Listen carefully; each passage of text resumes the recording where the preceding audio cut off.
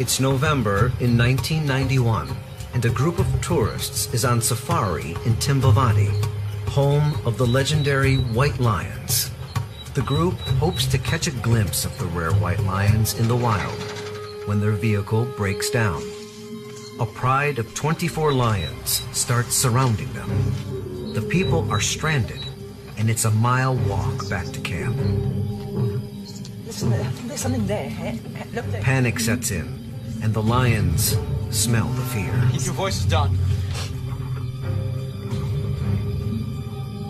Among the group is South African Linda Tucker. We were surrounded by the lions at night and in a state of terrible panic, like prey in an open butcher shop. It was terrifying, and there was no way out of that situation. Suddenly, out of the darkness, a human form appears. A local tribeswoman fearlessly walks through the hostile lions. She's a Shangaan medicine woman, known in these parts as Maria Koza, the Lion Queen of Timbavati. She will lead Linda and the group to safety. The experience is a life-changing event for Linda Tucker. It prompts her to leave her busy advertising career in London and return to Timbavati and the Shangaan tribe. And I just gave it all up one day and returned to find Maria. And she introduced me to the mysteries behind the white lions, the Shangaan myths and legends that make them sacred. Armed with a master's degree in medieval symbolism from Cambridge University, Linda seeks out African elders to teach her their ancient knowledge. One of these elders is the Shangaan medicine woman who rescued her in 1991, Maria Koza. While Linda is learning the ancient folklore of her native land, she finds herself on a compelling journey to protect the white lion. Maria and the Shangaan tribe believe that white lions are the sacred spirits of their ancient kings, which must be protected at all costs.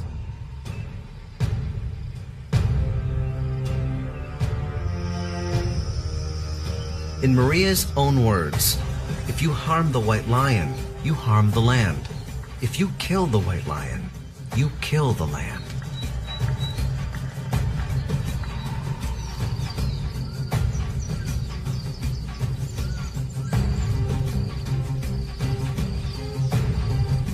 White African lions are the result of a genetic mutation.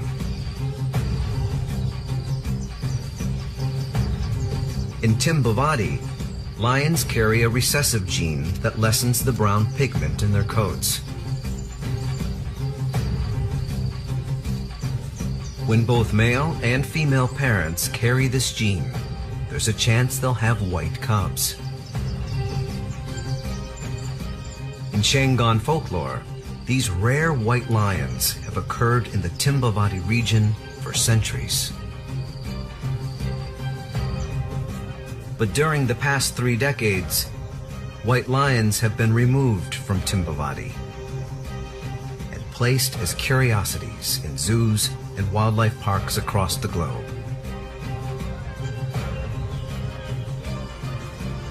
At present, there are about 500 captive white lions. None have been seen in the wild in several years, and no one knows whether they'll be seen again in Timbavati. It's an area which has had very little human intervention and supports an abundance of wildlife.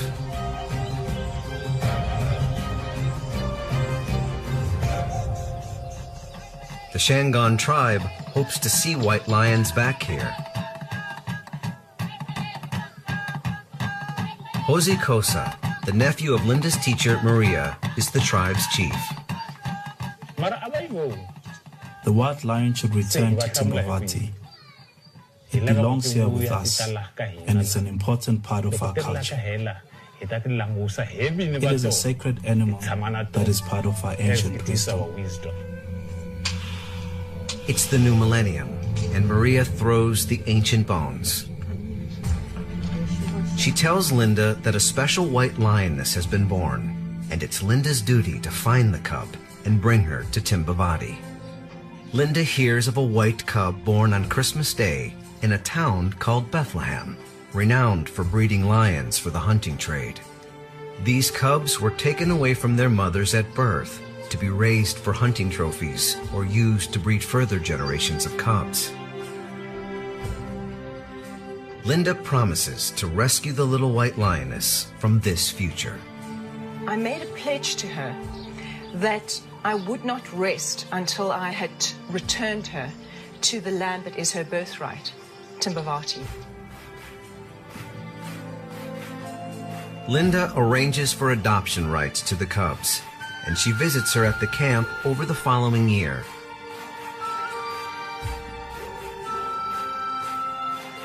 An African shaman names the cub Mara, mother of the sun god. It takes 4 years for Linda to secure Mara's adoption. And by this time, she's already had her first litter of cubs. 2 males, Regius and Letaba, and a female cub, Zyra. Linda's cause has quadrupled, but she remains undaunted. Linda forms the Global White Lion Protection Trust in 2002 and secures land in Timbavati where she can keep Mara and her cubs in a protected habitat. The white lions have a right to be protected in their own right as animals, and actually much more than that. They are sacred animals according to the Shangaan beliefs, and I frankly support the Shangaan on that. She enlists the help of Jason Turner, a lion ecologist who's researching the lion prides in Timbavati. Jason studies past lion reintroductions and plans a program which will slowly integrate the 4 lions into a natural environment. I'm basing their introduction protocol on the principles of the World Conservation Union and what we've learned from past lion introductions. Some scientists believe that past lion introductions have failed because the lions were too habituated or too familiar with humans. In the early lion introductions, the lions were hand-reared, whereas in our protocol, we're going to ensure that there's no human contact unless the lions need to be darted for veterinary purposes. The goal of the trust is to obtain special protected status for white-colored lions so that future generations of Mara's cubs can live safely in the Timbavati Reserve. To get to that point, Jason will release Mara and her cubs into 2 progressively larger enclosures. In Phase 1, they'll enter a 7.5-acre acclimation boma. In Phase 2, the lions will enter a 741-acre reintroduction area, where they'll learn to hunt for themselves. In Phase 3, Linda hopes to release the offspring of Mara's cubs into the Timbavati Reserve, if white lions are ever granted protected status.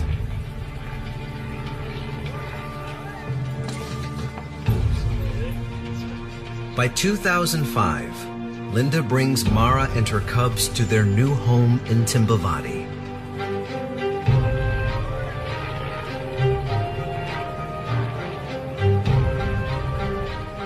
It's a big moment. It's just extremely emotional because it's been such a long battle, and it's something that should have come so easily because the lions have a right to exist here. The young family awakes in the acclimation boma.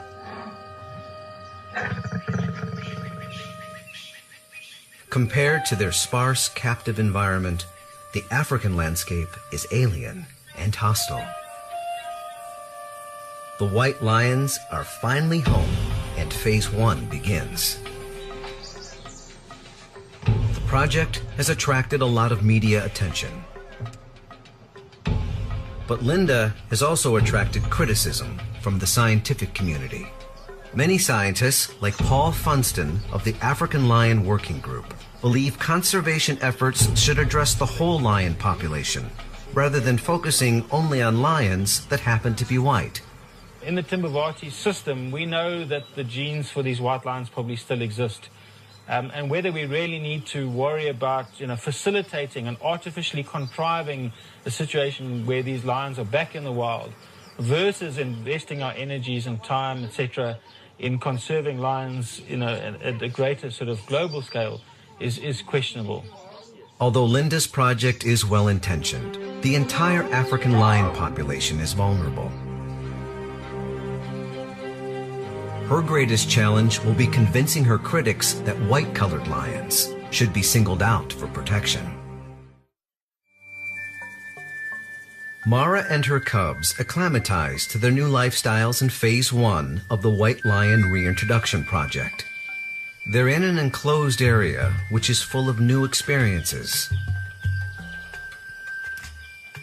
Even trees are a novelty, but Zaira has already mastered her climbing skills.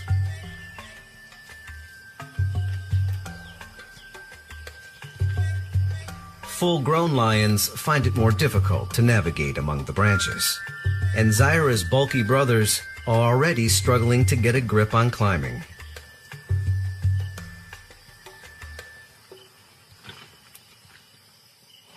During their stay in the acclimation boma, the lions are fed on whole carcasses of native Timbavati prey. Jason and his team try to avoid habituating the lions to humans by feeding them from behind screens in an attempt to minimize visual imprinting. Since the lions have arrived here, although they were captive bred, we've never approached them on foot and there's been no human contact. Even though they recognize the feed truck, we intentionally chose a vehicle that is not commonly used as a tourist vehicle or for research, so that once the lions are in the greater Timbavati, they won't associate vehicles with feeding. The project's protocol is rigorous, but there are circumstances Linda and Jason cannot control. For example, lions have an excellent sense of smell and might associate human scent with feeding.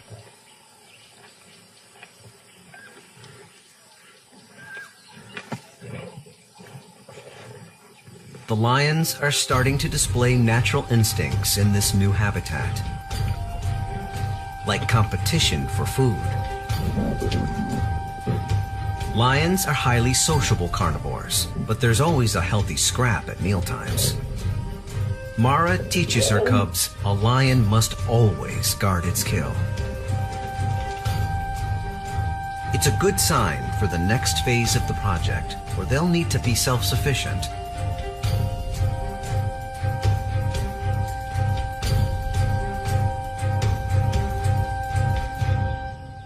While Mara and her 3 cubs adapt to their new environment, Linda's team is prepping a larger enclosure for Phase 2 of the project.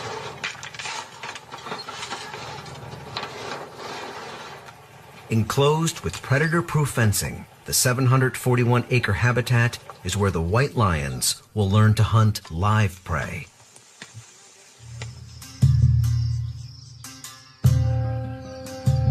During Phase 2, Linda and Jason will need to keep a check on Mara and her cubs to ensure that they are safe and healthy.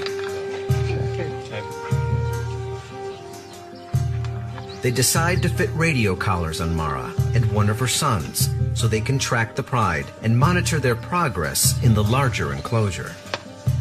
But first, the lions need to be darted with a sedative.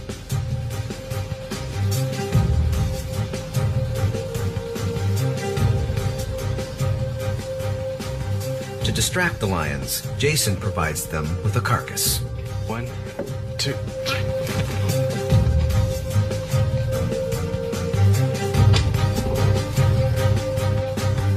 Yeah, he's the guy we're going to collar. He assists the vet and keeps essential research logs for the reintroduction project.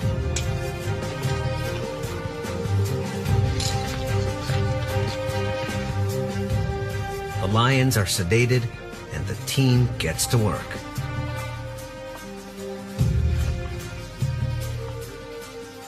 The 2 collars have been specially made for Mara and her son Lataba. Just grab her head. It's about 12 rays from the I just want to show you his paw. Like that's the size of the paw. It gives you an idea of how big it's going to be. Jason takes blood samples. he hopes to find a genetic marker showing that white lions are their own subspecies of lion. If he can find this, he hopes to get them unique protection. Now they're all okay. But most scientists, like Dr. York, argue that white lions are not a distinct species. A subspecies is actually a concept that is man-made. There is no definitive definition for exactly what a subspecies is. Personally, I don't see white lions being declared a subspecies as ever happening. Currently, there are two accepted subspecies of lions, the African lion and the Asiatic lion. Among the African lions, just about all of the genetic variation that one's been able to measure can be explained primarily by geographic distance. The farther away the lions are from one another, the less genetically related they are.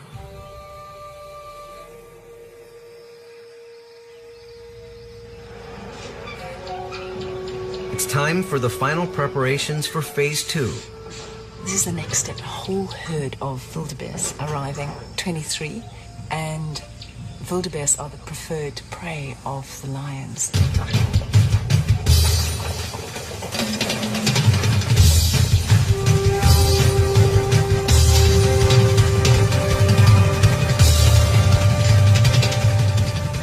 The new habitat is ready for the lions. Incredibly exciting. This is the last step before we get on to the cats.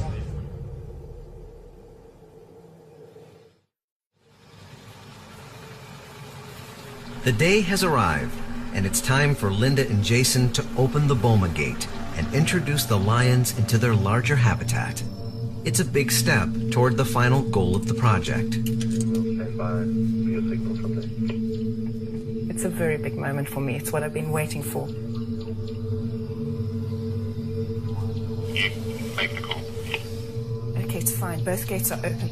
Zyra, ever the adventurous young lioness, is the first to appear, followed by her two inquisitive brothers.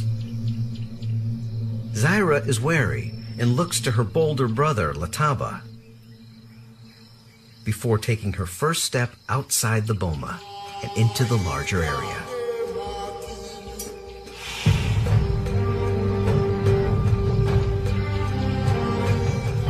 Lastly, Mara joins her subadult cubs.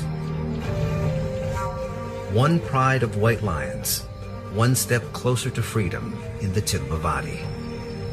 It's the start of Phase 2 and a hugely symbolic milestone for the team.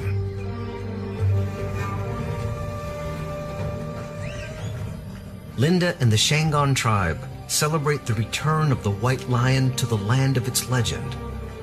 The spirit lion has returned to the people who revere it and to its native home. But can the legendary lions survive the challenges of their independence?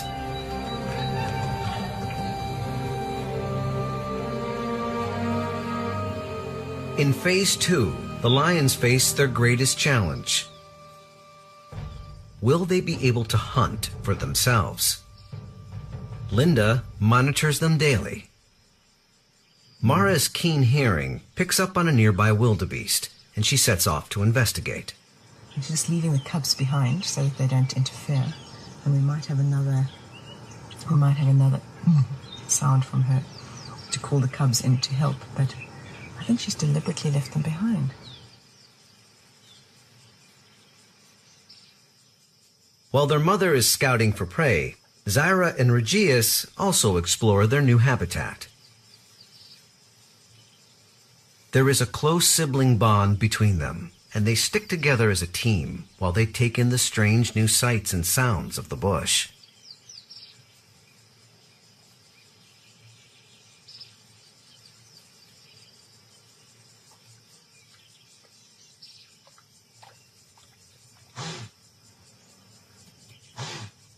Suddenly, they hear an alarm call. Even the most common sounds are startling. the wildebeest present one more novelty to the cubs.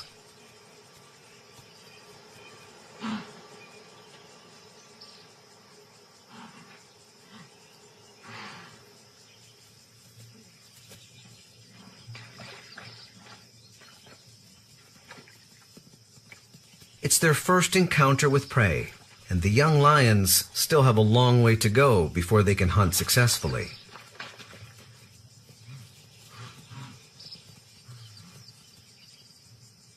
But outside the safety of their new training ground, the lions themselves are at risk of being the prey.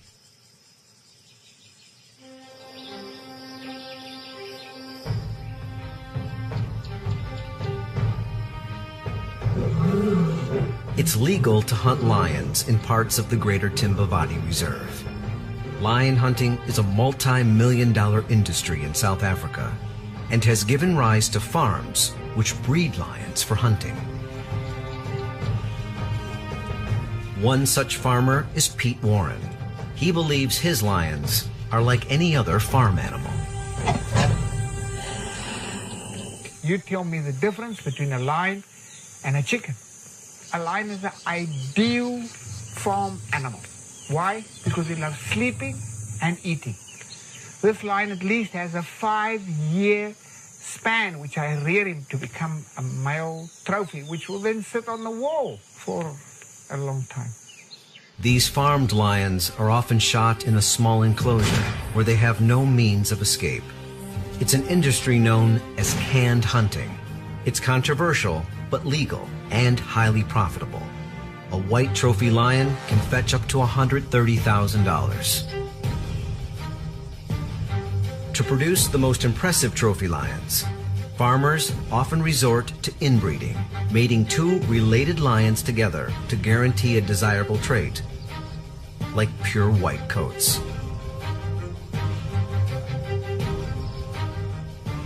As a result of these breeding methods, many scientists believe that all captive-bred white lions are inbred. The problem for the white lions has been twofold. First of all, they were removed from the wild artificially over a period of about 4 decades. And in these hunting camps where they were held, they were inbred largely. So the second problem has been now that scientists are concerned about returning them to the wild because of this inbreeding. Some scientists, like Dr. York, believe Linda's captive-bred white lions increase the risk of introducing suspect genes into the Timbavati ecosystem. I definitely understand the motivation and the rationale behind attempting to release white lions into the wild, such as what's happening at Timbavati. But my real fear is that if one were to release certain negative traits into the population, it's nearly impossible to go back once it's happened. If there's anything that we've learned from history is it's not nice to fool with Mother Nature. Although the father of Mara's cubs is distantly related to her, Jason and Linda have taken this into consideration. In their protocol, they say they will only breed their lions to unrelated mates. Mara and her cubs haven't hunted successfully since their release into the larger area. But Mara is showing interest in a warthog burrow. In the wild, lions normally eat every 3 to 4 days when prey is readily available. Mara's desperate digging finally draws the attention of her hungry cubs. But their prey has long since given them the slip. Mara and Zaira watch hungrily as the warthog makes its getaway. It's a steep learning curve for the lions. To survive in the wild, they must learn to hunt.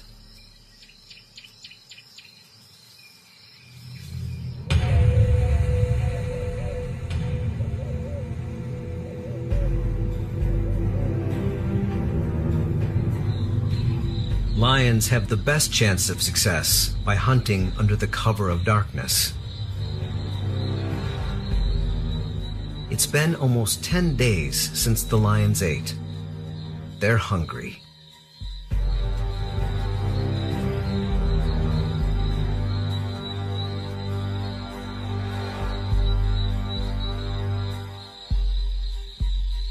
Lataba can smell prey nearby. Mara's hunger lures her back to the warthog burrow.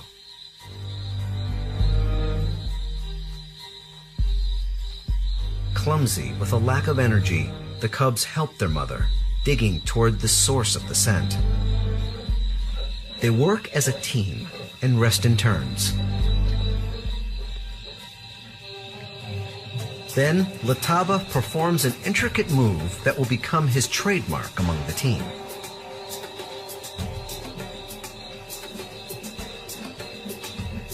Linda calls it the corkscrew maneuver.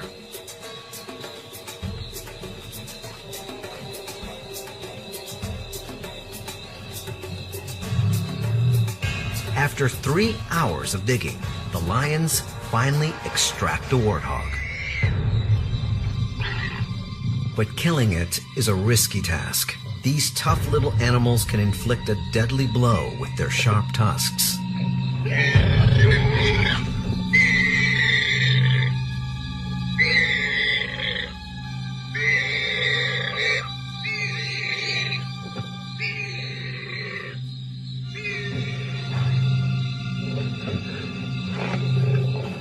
Though exhausted, the white lions have teamed up and made their first kill. It's a defining moment for the project so far. But unseen challenges lie ahead.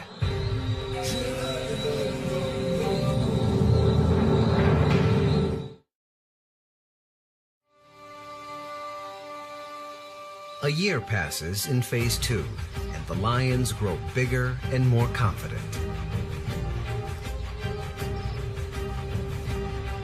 During this time, Jason records 95 successful kills of large and small prey, mostly undertaken by Mara, who's become an accomplished provider for her young family. Any fears that the pride might not be able to feed themselves have been dispelled.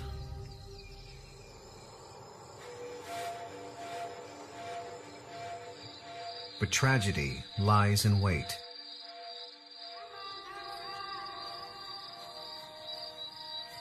On this night, the white lions set out to hunt for warthogs as usual. It has become their specialty.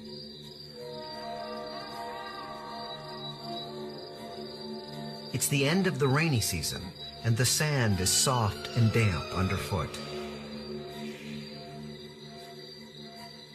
The lions take turns digging and crawl deep inside the burrow to get to their prey.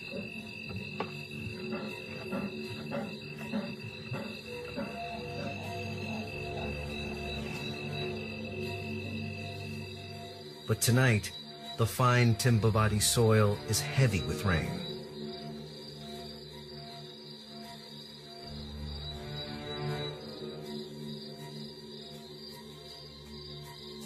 Nobody witnesses the burrow collapse, burying Mara, who is trapped inside.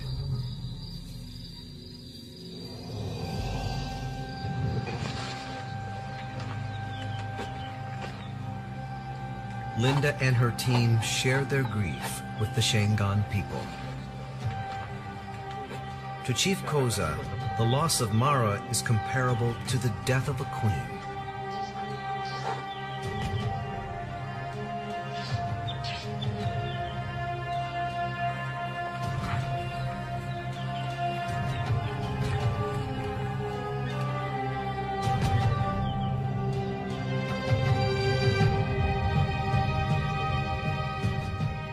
The demise of their mother highlights the fragility of the reintroduction process. Zaira, Lataba, and Regius are now left without their mother's guidance.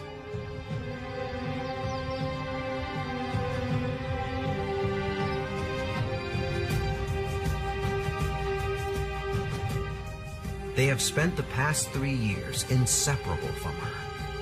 From captivity to a strange natural habitat, the young pride stuck together and beat the odds. Now, they must face their challenges on their own.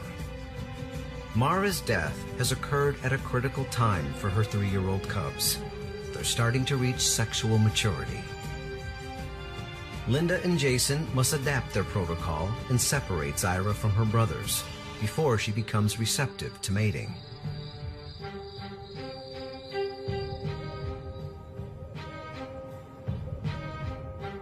We're at a major crossroads in the project. Mara's death was not what we expected. The whole plan has to change now. Normally, a young lioness like Zyra would remain with her mother, but she's on her own now, and we have to rethink altogether. They decide to move Zyra back to the acclimation boma while they find a suitable mate for her. Although they are 2 miles away, Zyra can hear her brother's roar to identify their location.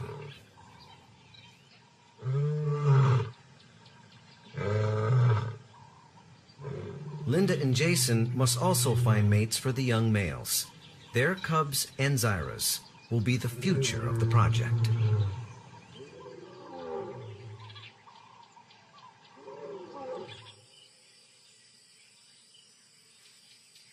Lataba and Regius have grown to resemble adult males. Their manes have become thick and full, and they spend a lot of time together, forming a coalition that will increase their chances of hunting successfully. In the 4 weeks since their mother's death, the brothers survived on small prey, but they are now ready for a new challenge.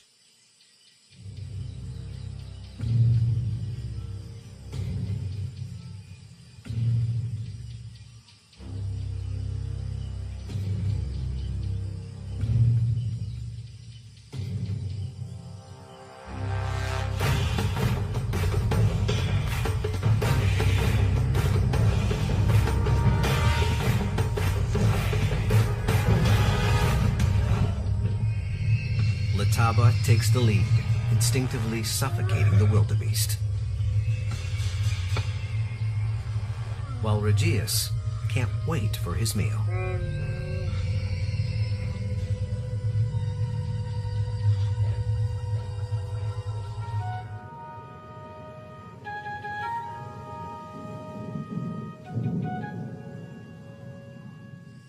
After a month on her own in the boma, Zyra has a big day ahead. An imposing male has arrived.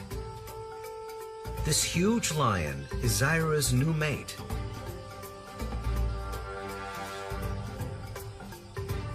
If she can produce cubs in this natural habitat, the project will have a new generation of lions that won't be habituated to people.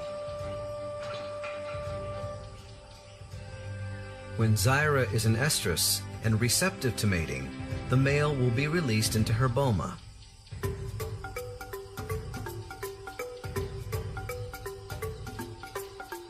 For the following 4 weeks, the pair will get to know each other through the fence, a practice that Jason terms boma bonding.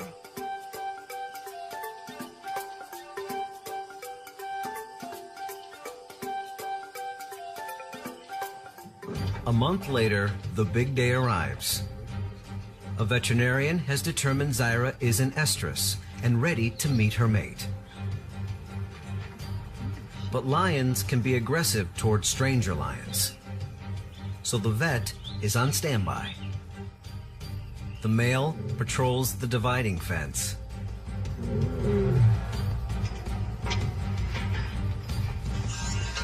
Jason pushes open the gate, and the male immediately enters Zyra's boma.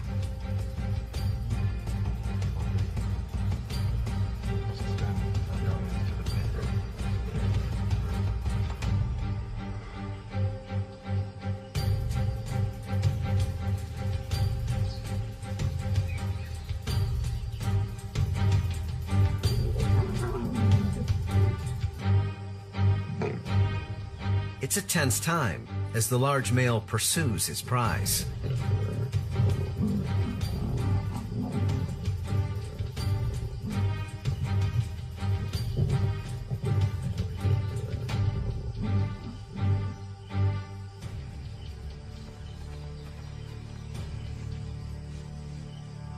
But he's a bulky lion with a thick mane, and he spent his 10 years of life in a small enclosure. Zaira is fitter and light on her feet, and she keeps him at bay. Undaunted by the chase, her mate roars to advertise possession of his new territory. Only time will tell if this is to be a successful union. Linda and Jason are on their way to pick up 2 wild tawny females that have been donated to the project from a nearby reserve.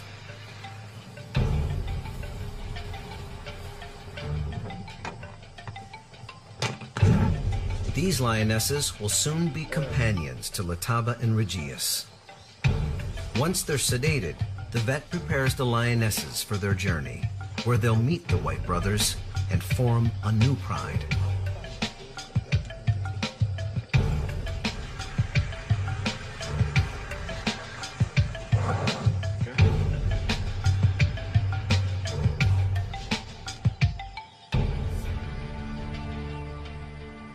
Meanwhile, Zaira and her mate have reached a truce.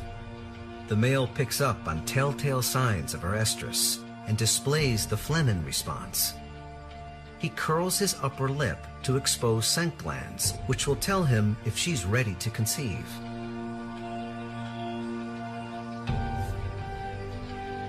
Their courtship continues as the pair roars in chorus to strengthen their social bond.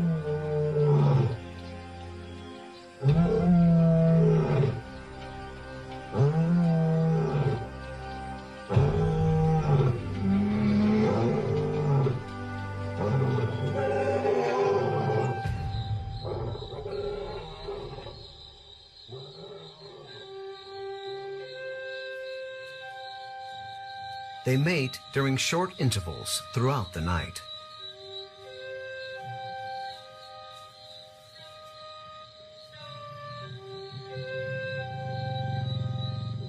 The male nips Zaira's neck. It's a natural behavior, believed to stimulate ovulation. But this is Zaira's first estrus, and there is no guarantee that she will conceive. Nearby, Lataba and Regius are on the hunt. Warthogs are still their favorite prey.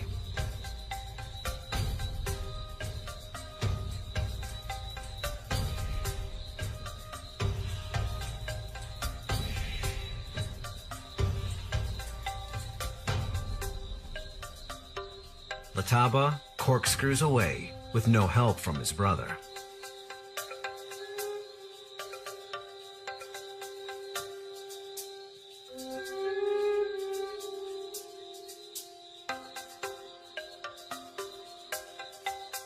But these siblings are about to be disrupted.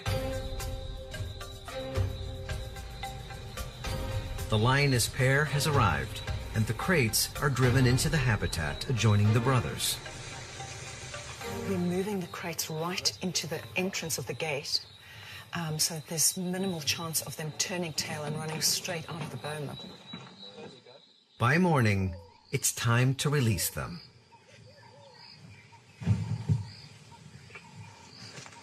The 2 brothers watch intently as the 2 lionesses bolt into the neighboring habitat.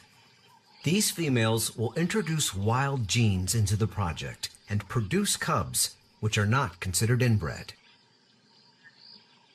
Meeting their mates is the next big step for the young brothers. It's been 110 days since Zaira's last mating. Linda and Jason have been monitoring her frequently, hoping for any sign of a new generation of white lion cubs. And the wait is finally over. Do you see that just behind that grass over there? It's her den. Difficult to see her. You see how long the grass is. It's a very good spot. In the safety of the long grass, Zaira has produced the first cubs of the project, born on the soil of their ancestors.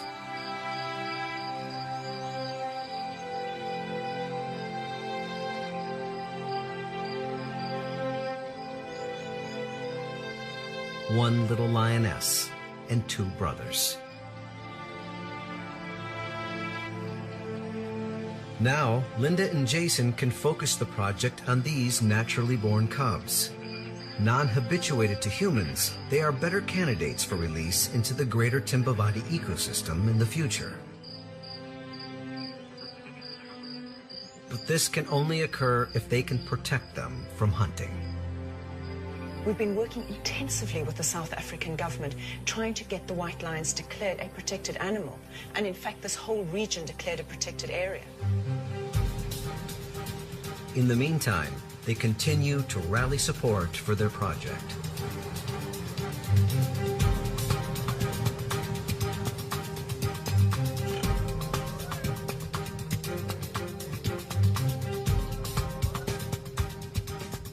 Dr. Ian Player is a world-renowned conservationist. The white lions were here. They were removed for various purposes. They are now being put back thanks to the Global White Lions Trust. And all the objections and protestations, both for and against, that's all human politics. But the important thing is that the white lions are back here, and they ultimately will be very important in readdressing the balance of this area. While Linda has support, she still has her critics. As conservationists, we have to be pragmatic, we have to be sensible. One has to question whether projects, for example, like introducing white lions in Timbavati, are really going to do anything meaningful to addressing the problems that face lions in a broader context.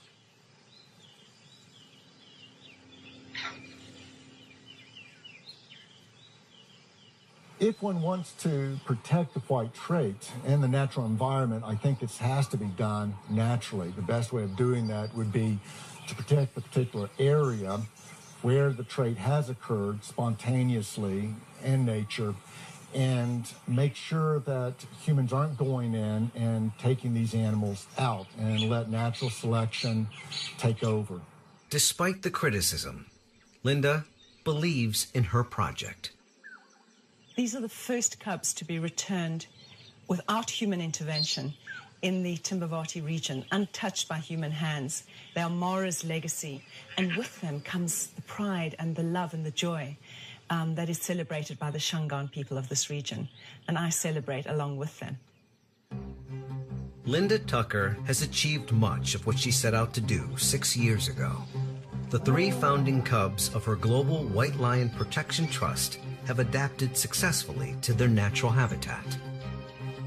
Zyra's mate is not related to her, and she has produced cubs who will not be habituated to humans.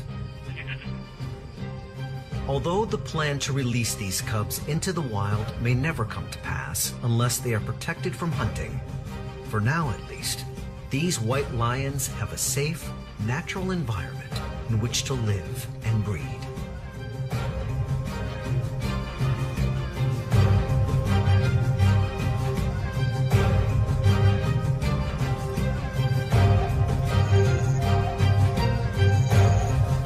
And the wild savanna of Timbavati awaits a time when it will be safe for the return of the white lion.